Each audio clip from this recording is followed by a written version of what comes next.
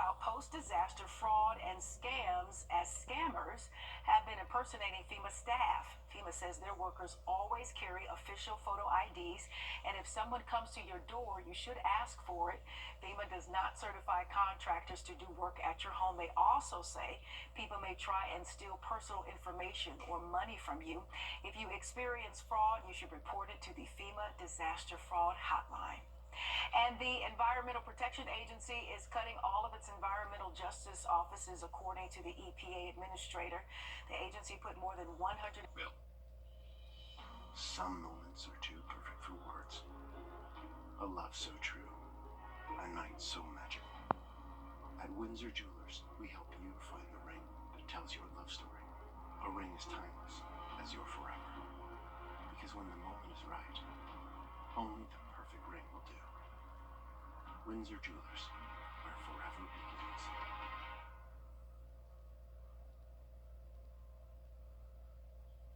Hey, your next pre-owned. A first alert issued for that threat. And then by next week, we're back to sunny skies and those temperatures a little cooler Monday, more seasonal, but then we're back in those 70s by Tuesday into Wednesday. Friday morning, though, something cool happening in the night sky, a total lunar eclipse. So this is going to be happening pretty early in the morning. It's about a 6-hour process in between just before midnight all the way till about 6 a.m. on Friday. But the peak of that eclipse is going to happen in between about 2:30 a.m. to 3:30 a.m. So if you want to get outside to check this out, you're going to have to set an alarm. But this definitely should be a pretty cool sight as long as we're able to keep skies clear. The moon is going to have a reddish glow. They're calling it the blood moon because of the Earth's shadow casting that glow on the moon. So the cloud cover forecast not looking terrible right now from our in-house short-term model. It does show mostly clear skies around the peak of that eclipse and even through the end of it. So hoping that we can keep it that way. All right, thank you, Mikhail. Today on the good side, a South Carolina nonprofit is becoming a launching pad for skateboarders of all ages. Lauren Korn shows us how this group is not only helping with gear and tricks, but also building a community. Skateboarders braving the cold for the bowl. That was an awesome run. Whether it's learning tricks or perfecting them, you can do it all right here at Matt Hughes Skate Park, the birthplace of the Heart of Stoke Foundation. Something drew my attention to the fence over there, and it was a gaggle of kids that were like 6 or 7 kids that were like 13-year-old me's, waiting to take a turn and asking to borrow a board. That feeling motivated Vince Camphora to launch the nonprofit in 2022. It says the idea started in 1984 as a 13-year-old struggling in Myrtle Beach. We didn't have a lot of money, you know, and all I wanted to do was be a skateboarder or a surfer. His friend gave him his first skateboard. Feels like I'm 13 years old. And he's been riding and paying it forward ever since. It changed the trajectory of my life. Make people happy, make kids happy. Vince and the volunteers put their passion into action, giving underserved children free skateboards, gear, lessons, and trips. But Vince says his foundation goes beyond the basics. And a lot of what they're learning through skateboarding transfers over into all other parts of their life, you know, whether it's the goal setting and achievement process, the power of resiliency. You okay? Falling down doesn't mean that it's over. Come on, good job. Pick yourself back up, do it again. And like everyone was so nice to me, and I was like, I don't know how to do this, and they were like, hey, I can show you. It can't be that easy. 18-year-old Alyssa Giles not only got a lesson or two, It's yours. This makes me so happy. It's what he does. she got her very own Bruce Lee skateboard. I was not expecting a whole entire skateboard, because skateboards, they are up there. They're expensive in my eyes. So it's nice. It's great. I just love being on my board, flying around, I like hitting rails and stuff. 11-year-old Maverick Tollerton says he enjoys skating with the group. There we go. They give away boards to people who don't have them. I think that's pretty cool. And watching other kids experience what he gets to experience, all thanks to his dad. And I just started liking it so much that we started doing it every day. Shredding the slopes, while also encouraging other kids never to give up, no matter how many times you wipe out. Don't be afraid. Just ask someone for help if you really need it, and just wear safety pads and stuff, helmet. There's no competition there. Oh my gosh, you got it. Everybody's rooting for everybody else. Everybody wants to see you land that trick. Everybody pushes you to land that trick. This makes my whole week. This makes me so happy. I'm ecstatic.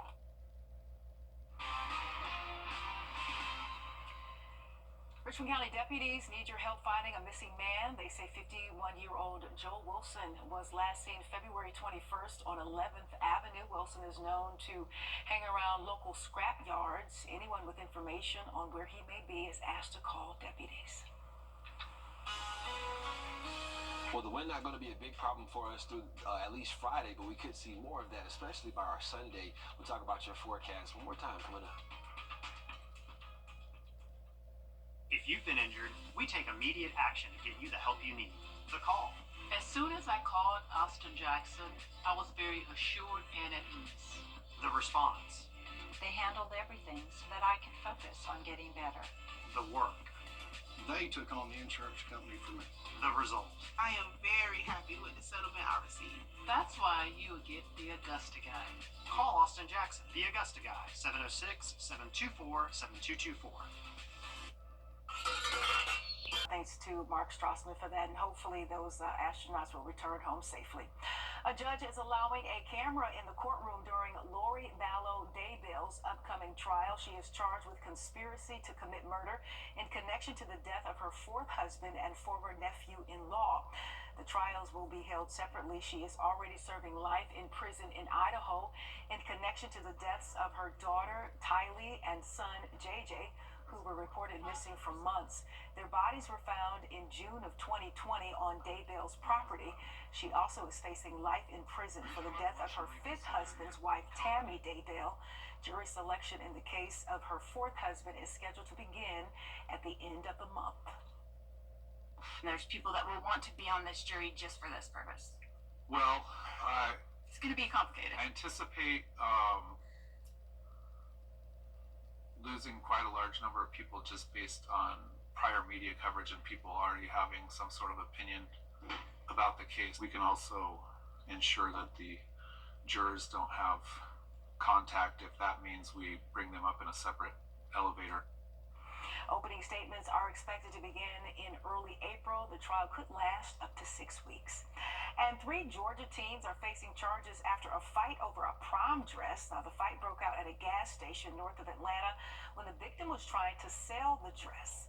Surveillance video shows the teen fighting off her attackers, even flipping one of them to the ground in self-defense. Police say the video shows one of the suspects choking the victim.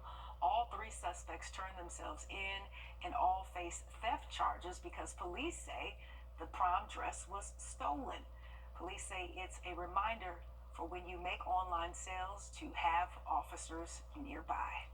Invite any citizen out there, if you're looking to make a transaction, sell any items, or purchase an item online, meet that person at one of our designated parking e-commerce locations. That's a good idea. Now, in addition to the theft charges, 2 of the suspects are facing battery charges as well. And as Elon Musk's Tesla continues... Thanks for watching News 12 on your side.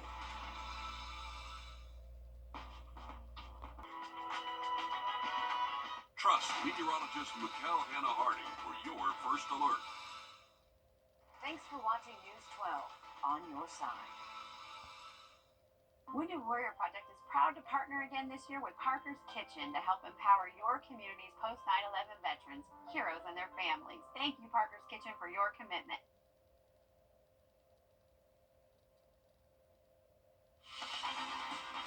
Live from Augusta. Breaking news.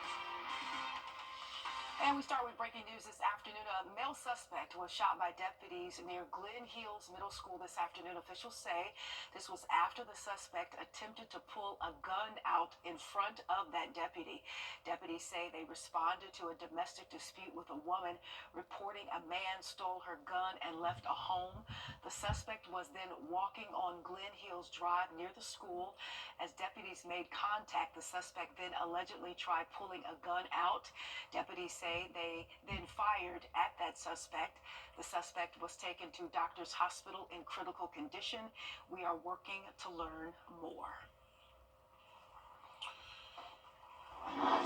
Well, thank you, Courtney, for those updates. We're taking a look at a lot about a lunar eclipse happening tonight as well, coming up. All right, thank you, Mikhail. New at 4, police responding to an incident at the Bon Air Apartments this afternoon. A News 12 crew saw at least 3 or 4 patrol cars outside of the building and yellow caution or crime scene tape on a dumpster. We are working to learn more.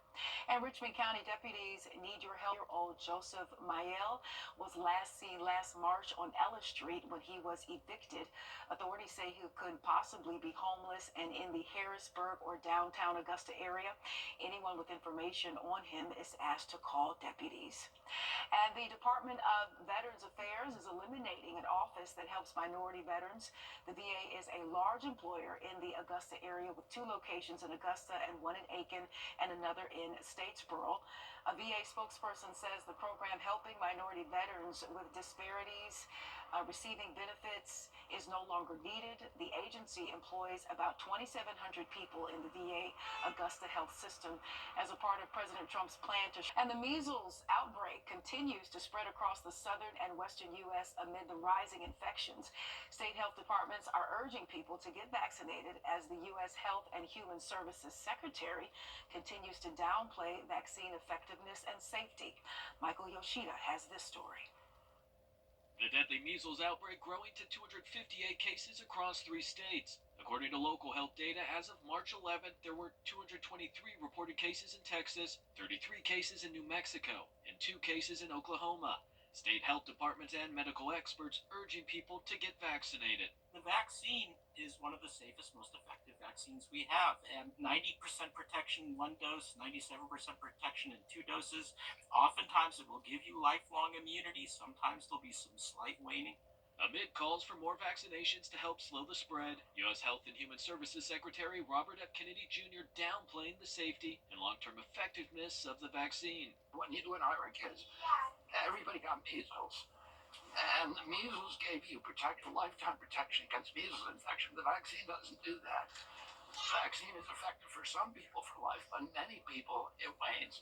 Kennedy's comments drawing sharp rebuke from experts. The head of health leadership in this country, bungling basic facts at best and sharing outright lies at worst. While there is some disagreement among experts about how much protection may wane, if at all, they all agree in most cases the measles vaccine does give lifelong immunity against the virus. This year's outbreak, mostly among children and driven largely by unvaccinated populations, is only the 3rd time since 2000 where cases have risen above 200.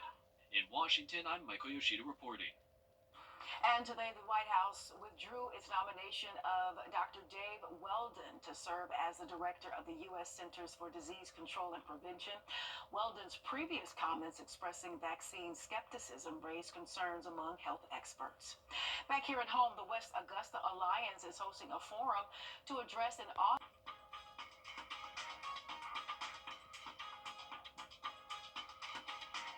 This is the one. I can handle this. But I wonder if the other store has it cheaper. We'll beat any competitive price by 10%. Oh, wow, that's great. It sounds a little too good to be true. Can I speak to a manager? Can I talk to the owner?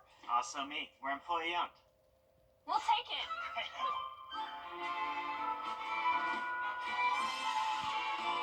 Oh. It happens all the time. Break up with your big box store today. Or call the number on your screen. Live from Augusta. Breaking news. We are continuing to follow this breaking news. A male suspect was shot by deputies near Glen Hills Middle School. It happened this afternoon. Officials say this was after the suspect attempted to pull out a gun in front of a deputy. Your Audrey Dickherber has been live outside of the school for a moment now, where students had actually delayed their dismissal. And Audrey, what do you know thus far? Yeah, Courtney, actually in the past 20-30-ish minutes or so is when kids finally were released from school. Now we're right outside of the Glen Hills Middle School, and behind me is where a lot of this took place. What we know so far is that deputies originally responded to a domestic dispute where a woman had called that in. When deputies arrived, she said that a male suspect had actually stolen her firearm and left. And then that's what brought them over here. Now let me get out of the way and show you what we're seeing. Now, after that, deputies then went looking for this suspect, and that's when one of the responding deputies actually saw what was described as that suspect in the road. Now, whenever they came and approached him, tried to make contact with him, that's actually when he presented a firearm, and then from there on out, then the deputy responded to that and shot the suspect. Now, what we know so far is that he's actually in critical condition and that is at a doctor's hospital at the moment. But again, this is still a very active scene. It looks like they're still trying to figure out exactly more details about this case and what exactly played out. Like I mentioned, there's around 8, sheriff cars on the scene still. We see people kind of gathering over by the woods over here. If we can kind of go over this direction and show you, they seem to be discussing what's going on. This road is definitely still blocked off, so if you're kind of over in the area, you're probably experiencing a lot of those traffic delays. I would definitely avoid this area. That we're right outside of Glen Hills Middle School for the time being. They are rerouting anybody that comes this direction, and we know this kind of all happened starting around 1 o'clock, and it's now hitting 4:30. So this is definitely something that's been continuing on. It still seems like they're going to have this blocked off for a little bit, but we'll continue to keep you all updated as we get more information. But we have seen schools release. There has been buses show up and cars show up to take kids away, and people have been walking around too as well. So it doesn't seem like there's much of a threat to the public, but the investigation is still ongoing. Yeah, Audrey, I was going to ask you. You say you're there while those kids are being dismissed. Has it been as disruptive with dismissal? Has it been able to run smooth? I know sort of regular day school dismissal can be pretty chaotic. Have you seen in any way how this situation has affected how they're being dismissed at this point? No, we actually did have reports of a lot of traffic, kind of being blocked off when we first heard about this. But whenever a second dismissal time kind of took place, whenever they decided to release them around, I think 4:05 was their new dismissal time. It actually ran pretty smoothly. The sheriff's office was helping assist that, so they were kind of helping the buses flow out, the cars flow out, and the students flow out safely. Yeah, I know. As a parent, I'd be a little panicked, so it's good to hear that dismissal is running smoothly after that big delay with a situation like this. Audrey Dickherber, thank you so much. We appreciate you. We'll continue to follow this story. Well, thank you, Courtney and Audrey, for those important updates. We're taking a look over the Clarksville Lake. And this week marks 5 years since the World Health Organization declared COVID-19 a pandemic. And while health officials say most people now appear to recover fully from COVID, some go on to develop symptoms long after the initial infection. In today's Health Minute, Andy Gaither has more on what we've learned about long COVID. It's characterized by symptoms that typically develop within 3 months after a COVID-19 infection and may last years. The World Health Organization says the chance of developing long COVID appears to be lower now than at the pandemic's peak, but with the virus still spreading, there's still risk. Some people are still struggling with it today. About 30% of adults who had COVID have these persistent symptoms. That's what the data shows. Common symptoms of long COVID include fatigue, breathlessness, muscle or joint pain, and sleep issues. It does seem to be most correlated with how severe your infection was initially and your overall risk factors at the time of infection. So, for example, your age or your immune function. Dr. Sanjay Gupta says for many people, long COVID can worsen conditions like lung disease, and up to 40% of those with long COVID appear to have persistent breathing problems, likely due to scarring or thickening of lung tissue from the initial COVID-19 infection. Many people do seem to eventually recover, or at least improve. And while it may sound simple, doing directed breathing exercises, that can go a long way. And of course, doing everything you can to prevent another infection. For Health Minute, I'm Mandy Gaither. And doctors say staying up to date on both COVID and flu vaccinations can help protect against future infections. They say it's especially important for those over the age of 65 and those who are immunocompromised, as those groups are at higher risk of getting severely sick. And Edgefield County School District is naming Strom Thurmond's newest principal. They say Kristen Reischer is currently a principal at Paul Knox Middle School in North Augusta. She began her career as a music teacher and band director and worked at North Augusta High School as an assistant and interim principal. She will take Fran Altrader's spot, who is retiring after this school year. And tomorrow kicks off the Food and Culture Festival in Augusta. There will be vendors with jewelry, arts and crafts, food trucks, and more. This will be on the Freedom Bridge tomorrow from 1 to 7, and Saturday and Sunday from 11 to 7. And first responders are being honored for their bravery on the night of the deadly D.C. plane crash. What officials... And we are continuing to follow breaking news. A male suspect was shot by deputies near Glen Hills Middle School this afternoon. Officials say this was after the suspect attempted to pull out a gun in front of that deputy. And your Audrey Dickherber has been following this story live outside of the school, where students had to delay that dismissal. And Audrey, for those who may have just been joining us or just learning about this incident, give us a recap on what has taken place today. Yeah, so like you just mentioned, school was delayed. There was a lot of traffic kind of outside of the school trying to figure out what was going on. We know that that was pushed back to around 4:05, and still we are seeing cars leave the school. It's not as busy as it was just a few minutes ago, but school buses, cars were in the area and are still, traffic is blocked off. This whole entire road actually is blocked off over in this direction. And Courtney, like you stated, we know that it started out with a domestic dispute, or a reporting of a domestic dispute, where a woman had actually called that in, and when deputies arrived on scene, she had said to them that the suspect had stole her firearm and left. So that kind of led to where we are right now, and deputies actually said that, they found the male suspect in the road. He presented that firearm, and then the officer had actually shot him. We know that that suspect is now at Doctor's Hospital in critical condition, but actually since we've been out here, we've been kind of watching this investigation unfold. Now, I can't say for sure what is exactly happening. We are seeing them kind of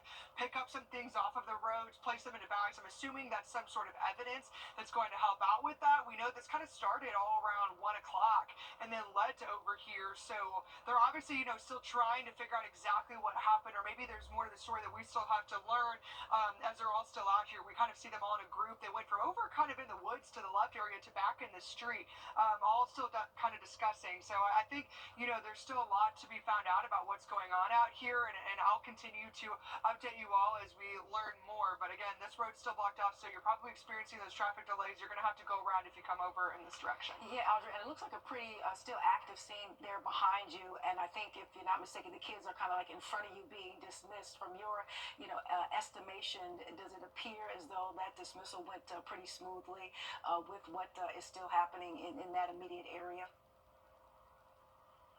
Yeah, Courtney, you make a good point. I know that's probably a big concern for a lot of families in the area, was how dismissal went and the kids, in the area.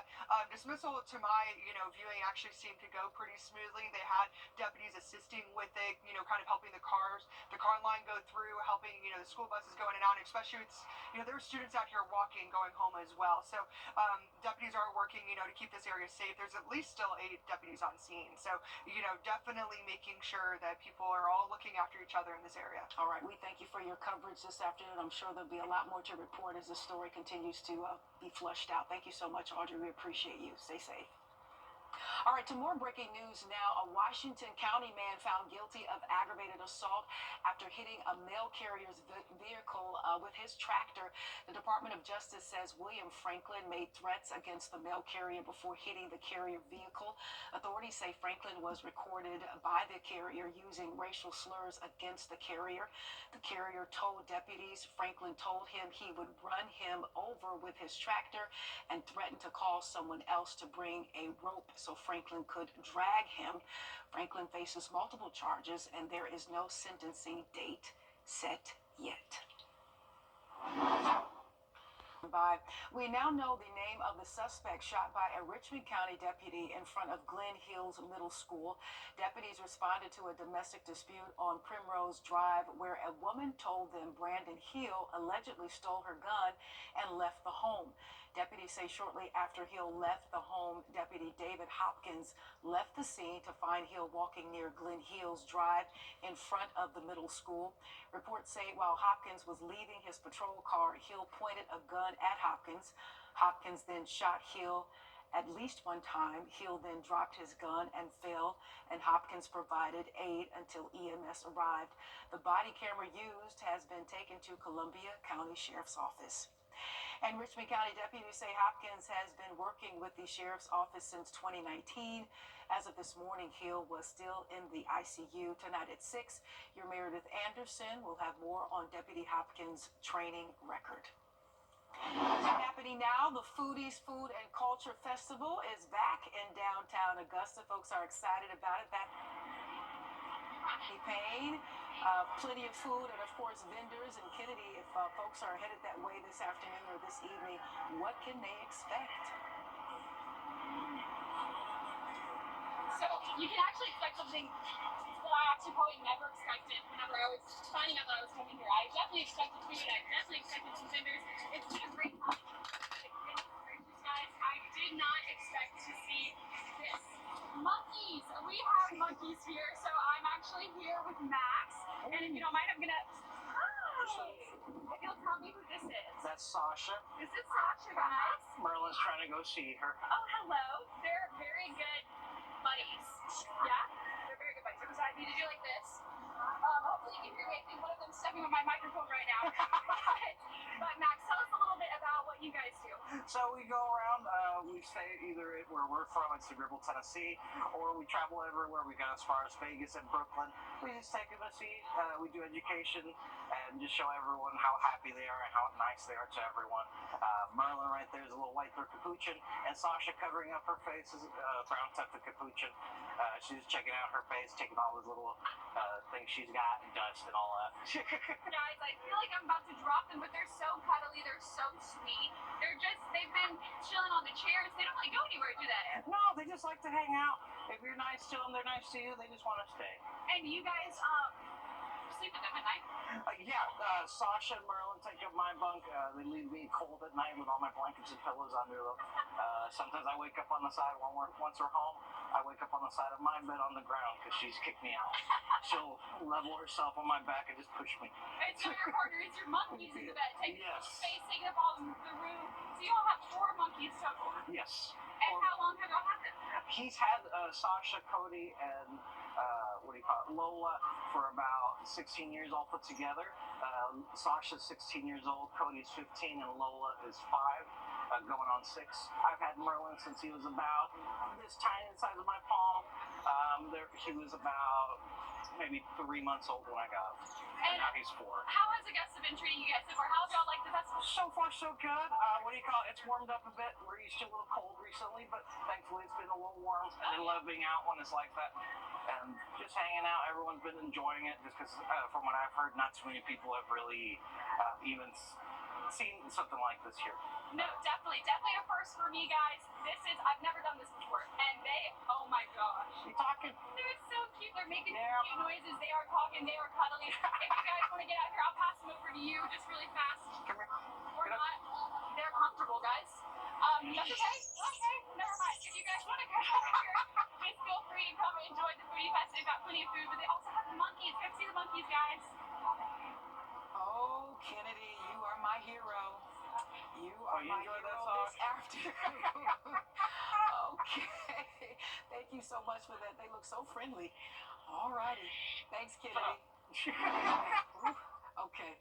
This just in, Augusta Tech is announcing its newest interim president, Dr. Melissa Frank Alston, is taking current president Dr. Jermaine Worrell's spot, who will be president now of Savannah State University. Dr. Frank Alston has 30 years of experience in higher education including nearly 2 decades at Augusta Tech. Sounds like they're in good hands.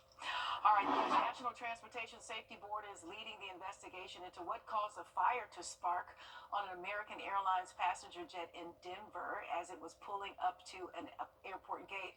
The plane experienced engine problems, which led to an emergency landing. Chris Van Cleve reports from Denver. Orderly, orderly! Frightening footage captured flames erupting from under the wing of American Airlines Flight 1006. Oh my gosh. Forcing passengers to evacuate onto the tarmac at Denver International Airport. It was nerve-wracking. It was terrifying. The Boeing 737 took off from Colorado Springs Thursday, headed to Dallas, when the FAA says the crew reported engine vibrations and diverted to Denver. The minute we landed, it was like smoke started filling the cabin and people started kind of screaming and pushing and jumping up and yelling. Many passengers, including Magdi Abdulati, found themselves standing on the wing at the gate as smoke billowed around them. We were scared that the fire will just start to get bigger and bigger. 2 investigators from the National Transportation Safety Board are here in Denver looking into what caused this accident, trying to determine if, in fact, it was all kicked off by that engine issue. Some passengers, including former flight attendant Helen Prager, now wonder if more could have been done to avoid the chaos. The flight attendants didn't say, leave everything behind, take your shoes off, and I know I've been through flight attendant training, that's what we do. The incident is just the latest in a string of air scares and 2 terrifying airline crashes since late January. But former NTSB chair Robert Sumwalt maintains it is safe to fly. I fly all the time. I'm not concerned. The Denver airport says at least 12 people were taken to area hospitals with minor injuries. American says they have all been treated and released. Pretty terrifying moments. Our thanks to Chris Van Cleve for that this afternoon. And the FAA is permanently restricting all non-essential helicopter operations around Ronald Reagan Washington National Airport in the D.C. area. The changes come after that deadly crash between an Army Black Hawk helicopter out to an elementary school in Connecticut that has a new staff member this year for emotional support. Melissa Cole had the chance to meet him and learn about his history. There's a bit of a rock star who comes to Mary Griswold School in Berlin. He gets a lot of waves and even fan mail. I write letters to him every day, like 2 letters every day. But he's not a teacher or a student. I'm just gonna say, for everybody, I feel like he's probably everybody's favorite dog in school. Meet Walter, the therapy dog. He's really cute and he's able to calm me down, and he's really calm, and he doesn't really get super hyper when students are around him because he's been trained that way, I think.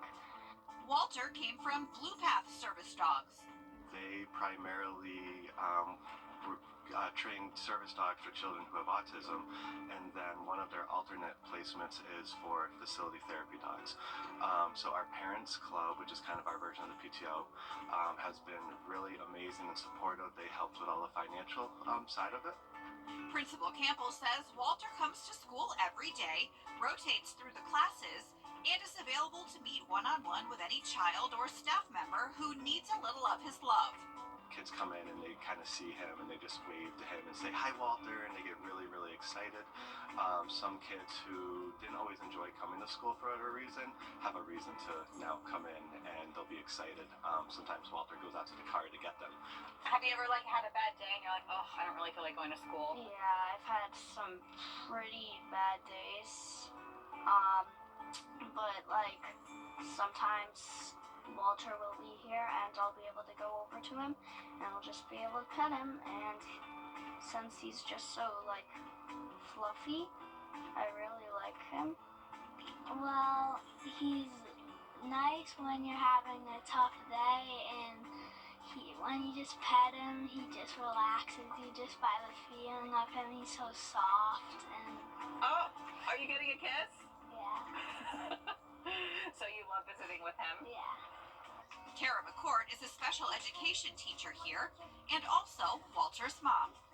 The school district was looking for somebody to take a Blue Path dog, to take Walter, and I volunteered. I have 2 children that go to school here too, and they had previously seen the therapy dog that came to school to visit once a week, and I thought, what better way to get a dog than a fully trained dog, and to be able to come to school every day with my 2 children and my dog. That's amazing. Yeah. So do you do special training with him at home?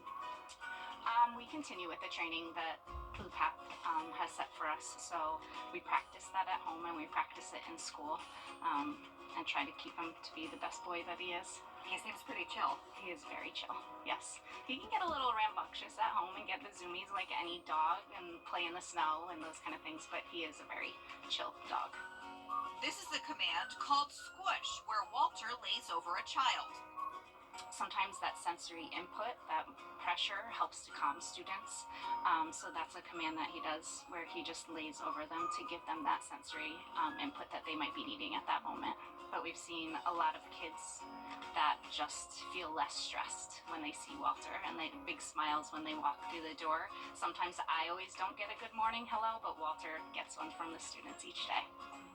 Like, the world is crazy, right? I mean, there's so much stress in the world. Yes. But even just something as simple as taking a minute to be with him can make a difference. Yes, I think dogs, animals, pets have a different effect than sometimes humans can have on children. You just have to be careful saying the T word around Walter. Does he get a lot of treats at home? Some treats, yep. His treats are, oh, you heard me say the word, you heard. His treats are actually just his dog food. He gets some special treats, though, on occasion. A well-deserved treat for a very good boy indeed, who is loved by so many, and it seems like the feeling is mutual. It doesn't matter, like, who you are or what you did, like, he just loves you about it, and, it's just nice to be with him. Oh, and he loves you too.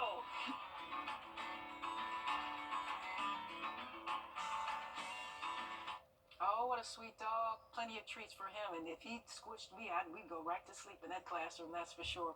Hang with us. We'll be right back. It's Truck Month with the Ford Crew. It's time for the best deals across the full lineup. F-Series, best-selling trucks for 48 years. We've got Maverick and the North American 2025 Truck of the Year, Ford Ranger, fully prepared. Did you sleep here last night? If you stay ready, you don't need to get ready. And this crew is Truck Month ready. Get up to $11,250 in total savings or 3.9 for 60, plus up to $8,750 in total savings on select F-150s. Down there near portions of the amphitheater out there across the river near North Augusta. But we're looking at temperatures in the upper 70s, around 80 right now, and those winds anywhere from 8 to 11 out of the south and east. We'll talk more about your weekend outlook coming up. All right, sounds good. Thank you, Mikkel. Happening now, the Foodies Food and Culture Festival is back in downtown Augusta, and that's where we find our Kennedy, or your Kennedy Payne, at the Freedom Bridge, where there's plenty of food vendors. Last half hour, you were hanging out with the monkeys. They seemed as though they didn't want to let you go, or you didn't want to let them go. So a lot of folks out and about today. If they're headed in that area now or a little bit later on this evening, what can we expect, Kennedy?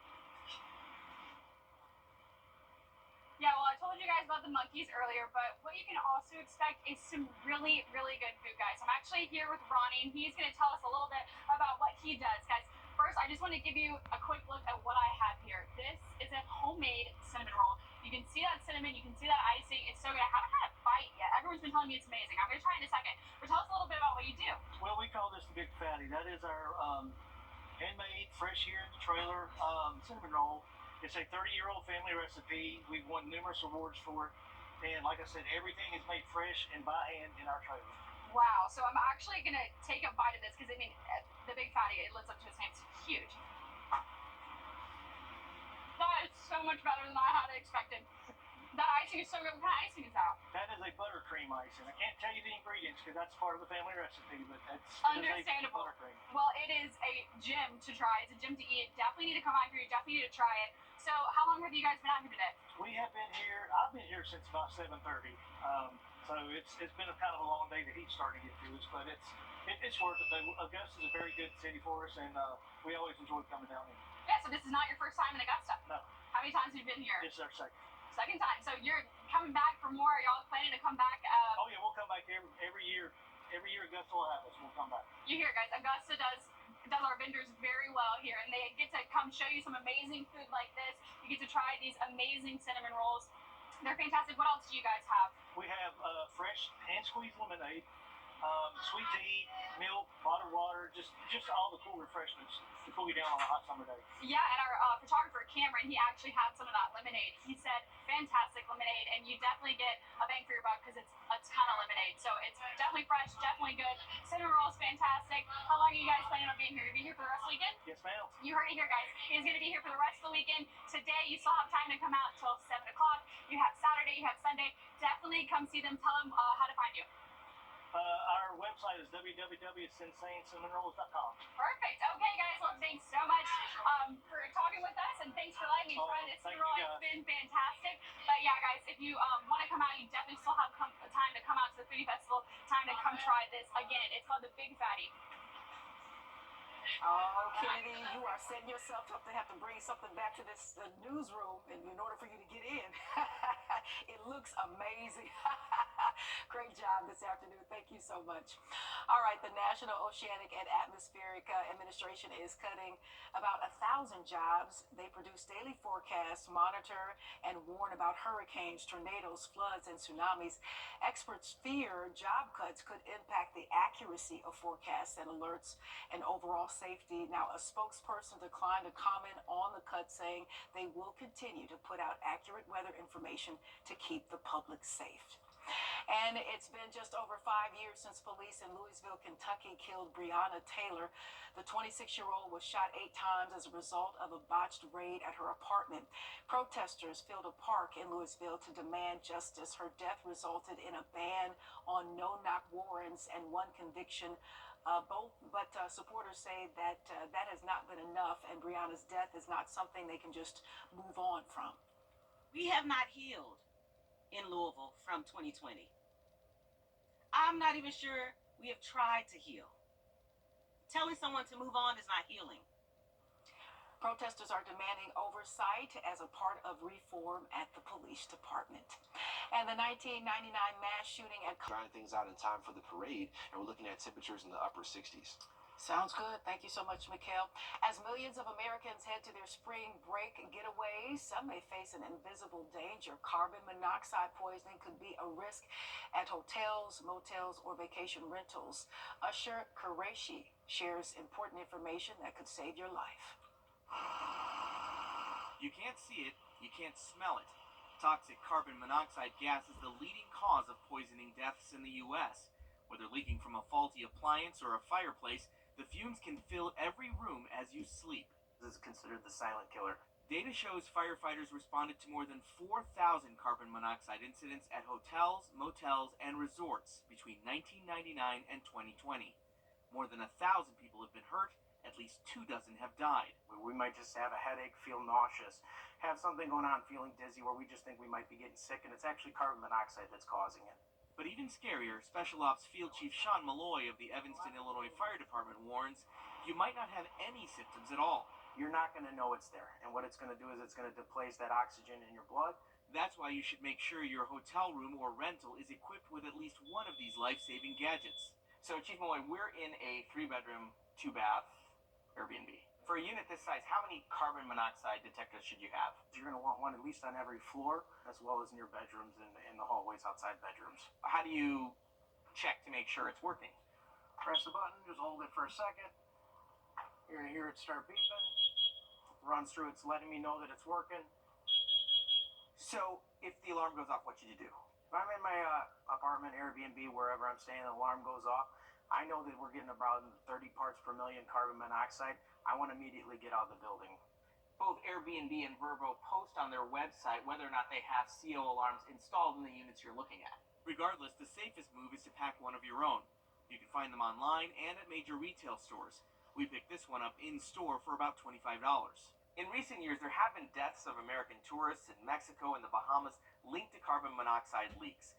And because plugs abroad can be unpredictable, consider carrying a portable detector like this that's battery operated. That way, if your room or rental doesn't have one, you're still protected. All right, that is good advice there. We'd like to make a quick correction to a story we just told you about. It was 2 corrections officers found guilty, not 3. We told you Walter McLeod was an officer. He is not. Mikhail? Well, all eyes are on the Deep South for this weekend for a pretty significant severe weather outbreak, and we're watching our chances for severe weather closely by Sunday. We'll look at your forecast again coming up next. Look at this one under... Thanks for watching News 12 on your side. This is I'm Austin Jackson, and for me, keeping it local really matters. Like when you're hungry. It's tough to beat a great meal at your favorite local spot. Well, if you've been injured, keeping it local matters even more. You need a law firm with experience in our area's courtrooms and a track record you can trust. The CSRA has always been my home. People know my law firm for work in the community as well as for our life-changing results. That's local experience you can count on. If you've been injured, call Austin Jackson, the Augusta guy, 706-724-7224. Some moments are too perfect for words. A love so true, a night so magical. At Wrdw, we help you find the ring that tells your love story. A ring as timeless as your forever. Because when the moment is right, only the perfect ring will do. Wrdw, where forever begins.